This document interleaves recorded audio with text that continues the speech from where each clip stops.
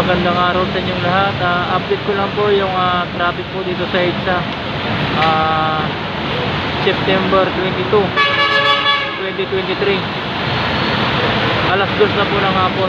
Yan, alas 2 po ng hapon. Yan, kung makikita po natin na hindi ko masyadong bumper to bumper yung traffic ngayon dito. Mabibilis po yung mga sasakyan. Yan po.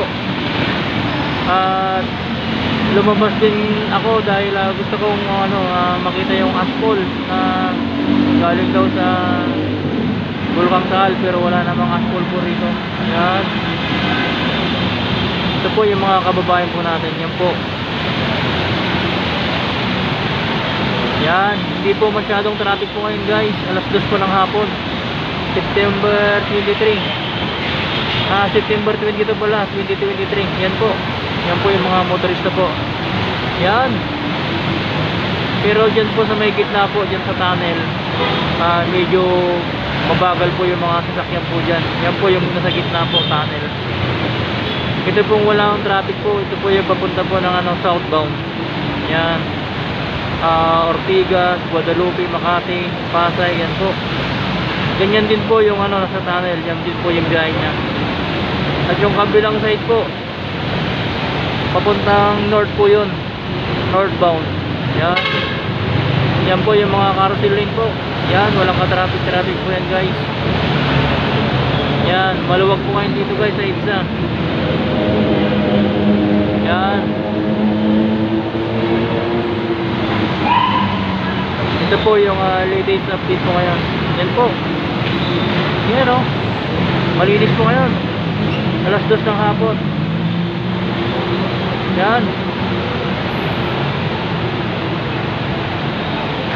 Nandito kami sa tulay po ng Farmers Plaza Mall.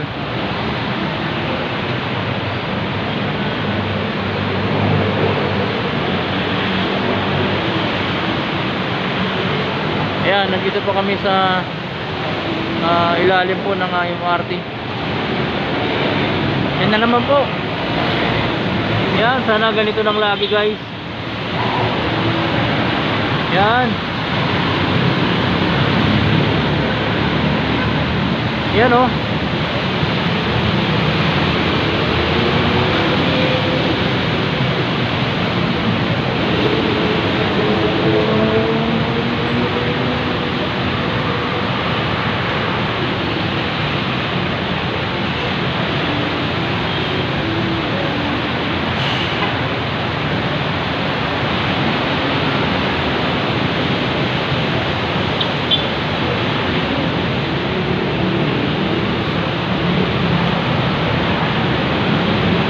Ito po yung latest update po dito ngayon.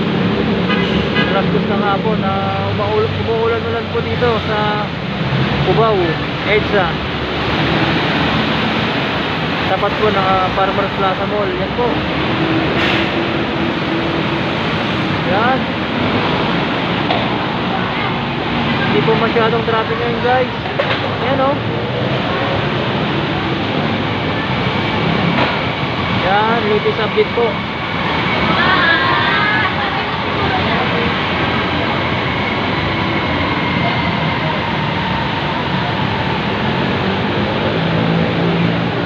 Maluwag po ngayon ang EDSA.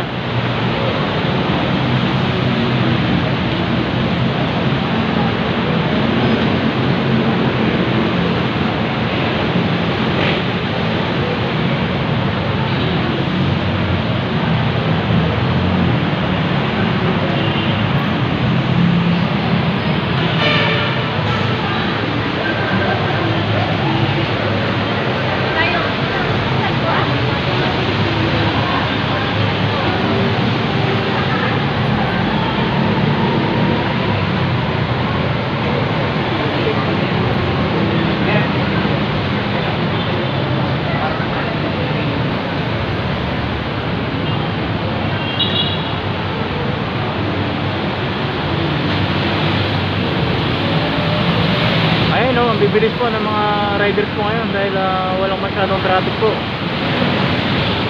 Pero sa bandang gitna po sa tunnel, yan po, nagkakaroon po ng mabagal po na pag-usad po ng mga sasakyan. Pero dito po sa service road po, grabe, bibilis oh. Yan oh. Yan. Yun, may aso po doon, baka mabangga ka. Nako, delikado.